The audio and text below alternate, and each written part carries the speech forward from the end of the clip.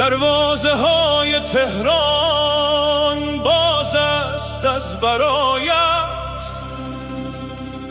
خاک دیار رستم گل فرش زیر پایت.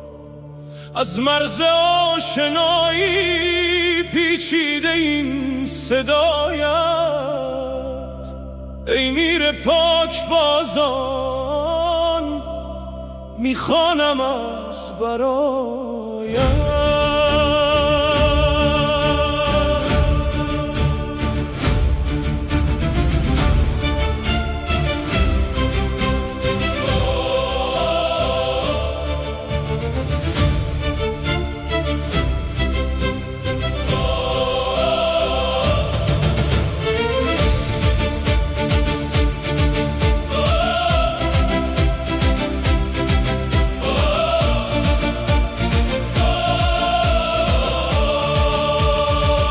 از کشور برادر پیک صفا رسیدی، در آسمان وحدت نور خدا دمیدی.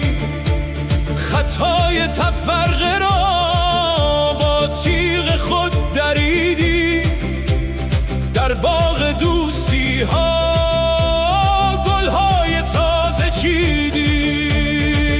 خوش آمدی به تهران ای میر و هم قطارم، توی سپه سالار دیار دوست دارم. برای حفظ این مرز همیشه در کنارم، برادر دلاور امید روزگارم. پیوند ما قطور است با ریشه های ایمان، یک سو شکوه لاهور، یک سو جلال تهران. ما هر دو هم مسیرم در امتداد طوفان، با هم قدم گذاریم در راه حفظ پیمان. خوش آمدی به تهران ای میر و هم قطارم، توی سپه سالار دیار دوست دارم. برای حفظ این مرز همیشه در کنارم، برادر دلاور امید روزگارم.